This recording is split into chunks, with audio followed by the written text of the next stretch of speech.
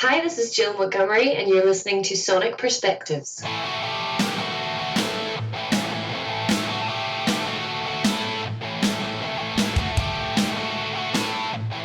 Good evening, everyone. This is your host, Eric Woody, contributing author and interviewer here at Sonic Perspectives. My guest today is Gill Montgomery, guitarist and singer of the Scottish rock and roll band, the Amorettes, who have been going for almost 10 years now, have 3 studio albums, and have a 4th one on the way titled Born to Break. How's it going, Gill? Good, Eric. How are you doing? I'm doing well. Thank you for asking. First, I just want to start off by saying, thank you for taking the time to chat with us today. I really do appreciate it. Oh, no problem. My pleasure. And the band's been going on for about 10 years now. Can you tell us a little bit about how you guys got started up? Oh, sure. Yeah.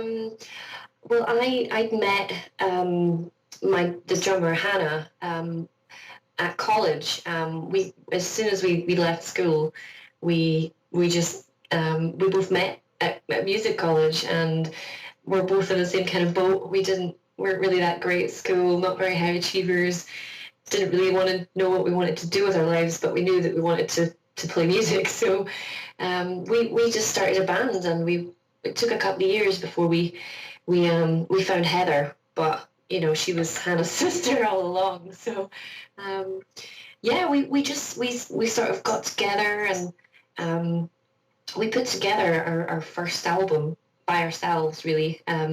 Just sort of saved up our money from gigs and went into the studio and sort of did it very independently. Sold it out of our car, and yeah, it wasn't until a few years later that we wanted to sort of start taking it a bit more seriously, because we'd built quite a little fan following, so we wanted to get a label and get a manager and do it right. So yeah, we've sort of only just got into the swing of things. And can you tell us some of your main influences, or who you listened to and admired while you were growing up? Oh, sure. We were very obviously into the kind of classic rock sound. We were big sort of DC's fans, Zeppelin fans, Black Sabbath, and I think that kind of influence was what we used to play sort of back in the day. We used to sort of play at biker rallies and birthday parties, and just as a covers band. And then we started to sort of write our own material, and I think a lot of that kind of influence kind of shines through. But we did love sort of there was some great bands on the go at the time, sort of more of a kind of that were doing the kind of classic rock vibe, but in their own kind of style, like the Datsuns or the Donnas or the Tokyo Dragons. They were all just kind of great music that had that kind of old school flair, but they were doing it in such a modern way, and that's kind of really influenced our thinking and in terms of writing our own kind of stuff in our own kind of style. Yeah. And what was it that inspired you to pick up the guitar and decide to start singing? Well, I'd at school I'd actually I joined the school rock band, as they say, but it was just basically me and a bunch of guys, because they didn't have a singer, so I was quite interested in joining, but I didn't really want to sing. I didn't actually care for singing at the time. I wanted to play guitar. I thought that just looked really cool, so I kind of started to teach myself. I was probably about 16 or something, quite late on, but I just wanted to, so I just practiced in my room, and I never actually wanted to sing at all. We actually had back in the early days, we wanted to make the Amorettes a 4-piece, and we'd had another girl singing for us, but she left, and we couldn't really find anyone else that we were sort of that we could connect with, so we just kind of kept going, and I ended up singing, and yeah, that's kind of how it came about. Well, you say you had to start out teaching yourself to sing later on. Was that difficult for you? Did it come natural for you? It was odd, I think. I was sort of brought up. I mean, my parents are really into theatre music, and My mum's sort of a theatre director, and so from an early age I was really sort of not classical singer, but more of a sort of singing for the theatre, you know, very, very clear, very loud. Not necessarily a rock singer, so I think I could sing, but I wasn't, you know, there was nothing rocky about it. So I kind of just cracked on with trying to make it more kind of aggressive or bigger or louder, and it was quite a challenge. And my voice still changes quite a lot when I do sing. It's quite a funny instrument. I haven't really tamed it yet, but yeah, I'm starting to enjoy it now, I think. 4 albums in. Yeah, I just can't bear listening to my own voice sometimes. I don't know what you're like, but yeah, it's getting there. And back in 2010, you guys got one of your first really big gigs opening for WASP, but you guys got that gig on very short notice from what I understand. Can you tell us a little bit about what that was like? Oh yeah, we opened for WASP at the garage. It was a really huge gig for us.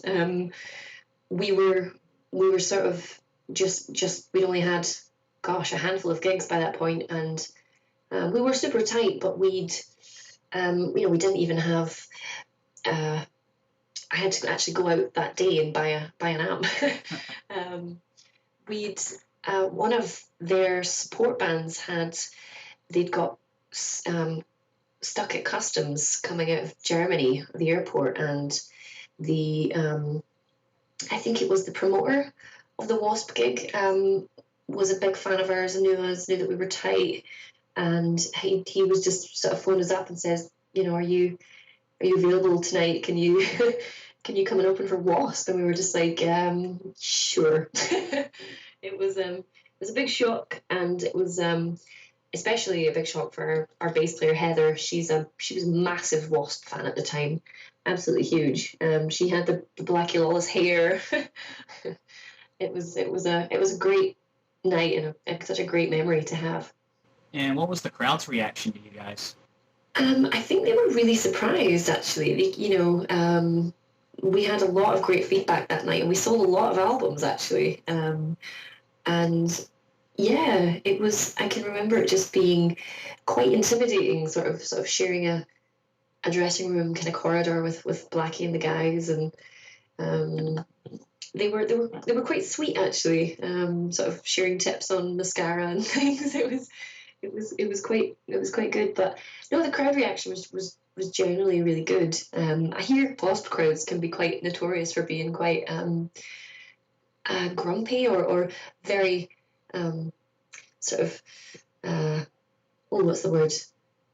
I can't remember. Just really into the band, really into the WASP band, and not even caring about the support band. But no, I can remember it actually being generally a great reaction. And over the years, you guys got to open for and tour with many other acclaimed bands, such as Europe and WASP, like I just said before. And is there any band in particular you enjoyed playing with the most? I think we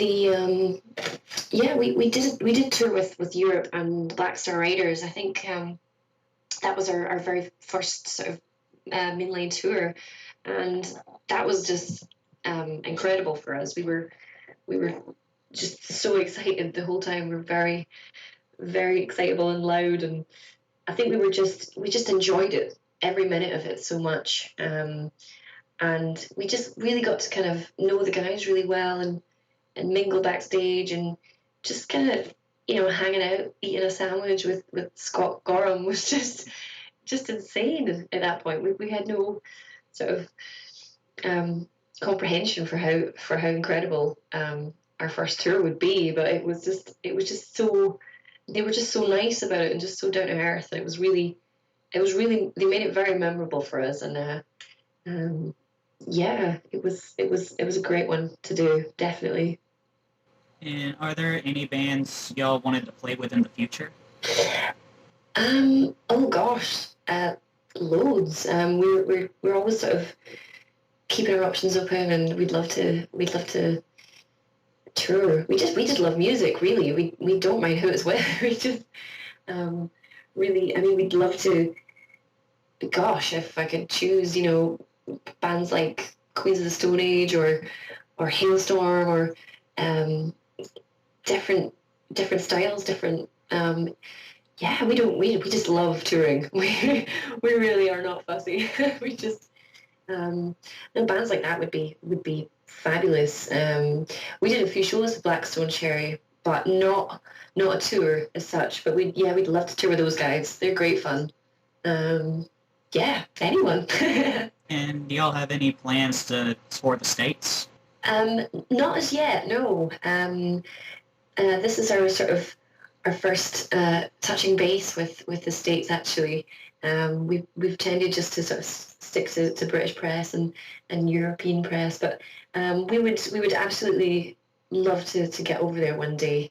And yeah, hope that we would go down well. And I'm not too sure what the scene's like over there at the moment, but I really hope that we would have a place in people's sort of gig schedule. They could yeah, come and check us out and yeah, buy the album. We would love to come. We would love to come to the States. And last year you went on a solo acoustic tour. Have you thought of doing an acoustic album?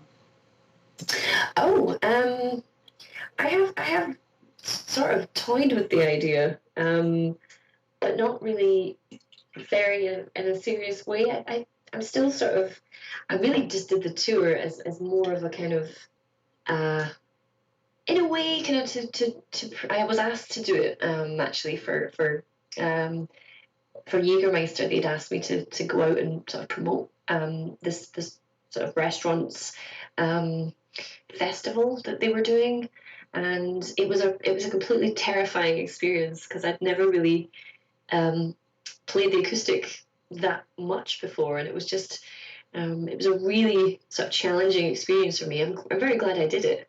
Um, but I sort of I've started ever since I've started to write acoustic tracks. So you never know. There might in the future there might be something. It's not a style that we are very used to. We love sort of high gain, high sustain, um, amplifiers turned right up. We're not used to the ambience and the nakedness of acoustic music, but it's definitely something to keep in mind. Maybe keep our options open. And how does the songwriting process work in your band? Does it start off with lyrics first and then you work on the instruments? Do each of you guys pitch in? It's mostly myself that writes the music. I mean, the girls help too. We just go in sort of studio and have a jam and get some sort of vibes, and they'll tell me sort of bits that they like or drum beats that they like, and I'll just sort of go back into the kind of my sort of studio and just start sort of taking bits of what they've said and what they like and just kind of trying to pull it all together. Usually start with the bass and the drums, and then I'll just add in, certainly for this last album, just add in the guitar parts and vocal harmonies. It all kind of came together quite naturally this time.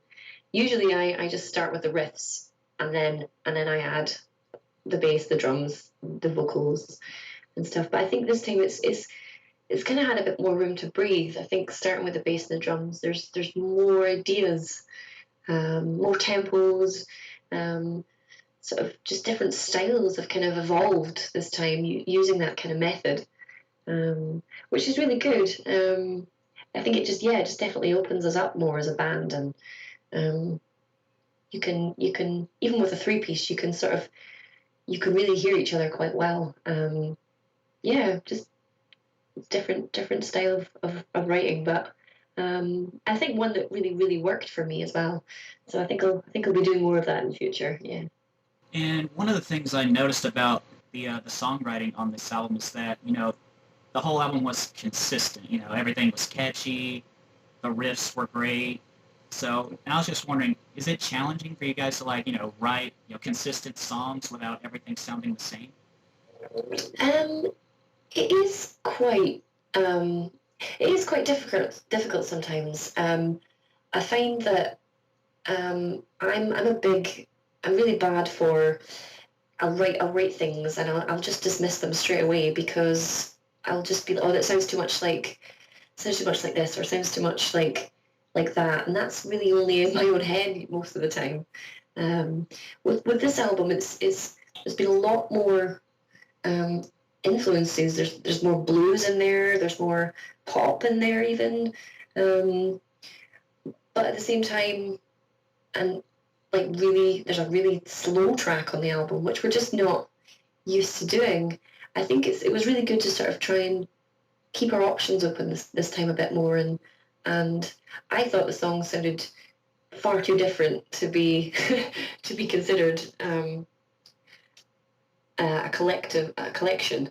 Um, but the more I listen to it, the more it just kind of flows, and it is a challenge to sort of try and progress your sound without losing your raw vibe, but try and just become a bit more mature about structure and more interesting. And it's always a challenge to kind of, because it seems like every riff has been done, doesn't it? I think it can be quite challenging sometimes. Yeah.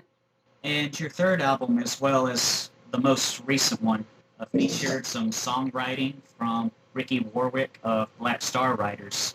Was this an artistic decision on your part?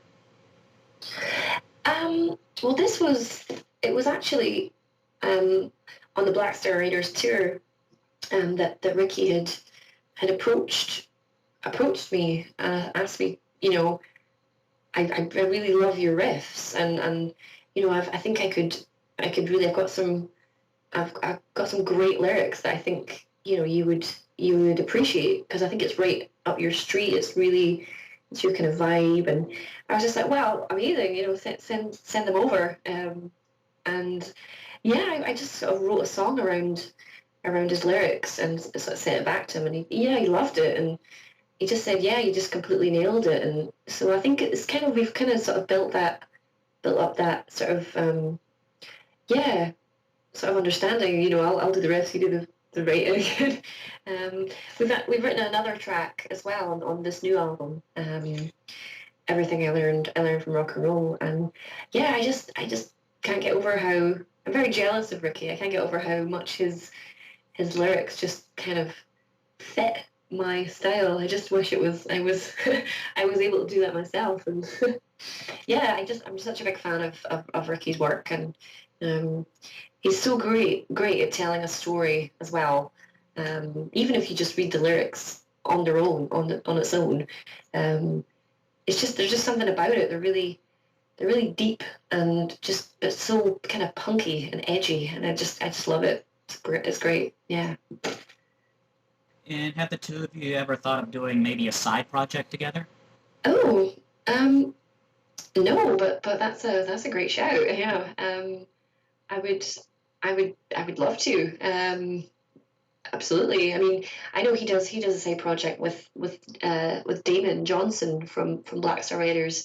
They go out doing acoustic songs and things, and I'd love to. Yeah, I mean, I'd love to support them one day, or get up with them one day and try something new. But I think working with Ricky would be that's a really good idea, actually. I'll maybe pitch that to him. See what he thinks. And one of the things that really stood out to me time and time again on the new record was, just the overall sound and the overall tone of your guitar. Can you tell us a little bit how you achieved this and what your setup like? Oh, sure. Well, I mean, my setup is incredibly basic. Um, I'm not a fan of any pedals in any way, shape, or form. I don't use any. I just a booster switch for the solo. But during the recording, yeah, my amp is actually just it's a Blackstar HT metal head that I use, and yeah, it doesn't really need any added added ease to it. It's just so crisp and so clear, and I really love it. They don't actually make it anymore. I think they've discontinued it for some reason, but I love it. And I used a variety of guitars on the album as well. I've got a sort of vintage gold top that I use. It's got Wilkinson pickups, and I borrowed a lot of Gibsons as well, actually. Very, very kind of old ones, very sort of 1950s ones borrowed from a friend. But yeah, I think it's big, isn't it? It's really crispy. I really like it. There's a few Telecasters that we used on some of the tracks as well, which I've never actually even entertained a Telecaster before, but it was really fun to play, and it's got me thinking about my setup as a whole. Yeah, I'm just really pleased with the clearness of it, and would highly recommend Blackstar, actually. Yeah. Back in 2016, your bassist and your drummer both won their respective categories at the 2016 Pure Rock Awards in London. Can you tell us a little bit about this? You know, what it meant to them and what it means to you, recognition for your band? Oh yeah, it was a great night at the awards. I think we played the closing sort of set, and they were absolutely over the moon with it. I think they both got it on their fireplace at home. Yeah, it was really great recognition for them, I think, and it's always great to win awards. It's like a fun kind of additive. It's a great pat on the back, isn't it? It's really great. Yeah, we're very proud of things like that. It's nice to add onto your CV. It was a great night, actually. Yeah, really enjoyed it. And unfortunately, we are almost out of time. And before we close this interview up, is there anything you'd like to say to the fans listening? Oh, just hello, and please check out our brand new album, Born to Break, coming out on the 6th of April. Yeah, let us know what you think. Please enjoy. Play it loud. Well, once again, I really want to thank you for taking the time out of your schedule for speaking with us today. Oh, thank you so much, Eric. Thank you for your time. It was my pleasure. And yes, please do enjoy the new album. Thanks again. Bye-bye. Thank you. And there you have it, folks. That was Gill Montgomery of the Scottish rock and roll band, the Amorettes, and you heard it here on Sonic Perspectives. Don't forget to follow us on Facebook, Twitter, and subscribe to our YouTube channel, as well as our podcast. We'll be posting the links in the bottom of the screen on this video. Remember to be on the lookout for the Amorettes' new album titled Born to Break. And as always, we're going to leave you with a single from that album called Everything I Learned from Rock and Roll. Thanks so much for tuning in. We'll see y'all later. Take care.